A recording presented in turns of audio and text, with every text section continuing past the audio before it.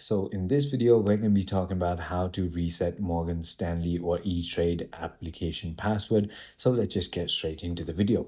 First things first, I want you to simply go ahead and open the E-TRADE application, and this is going to be the page you're going to be welcomed with. Now, if you don't remember your password, all you need to do is click on the forgot password button right over here, right beside forgot user ID. And you're going to be taken to this window right over here, which is a little pop-up window.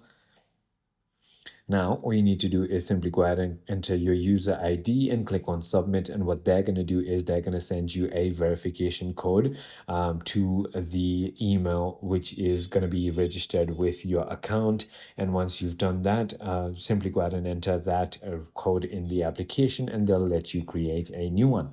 It is as simple as that. I hope this video clarified everything that you needed to know. If it did, hit that like button, and I'll see you on the next one.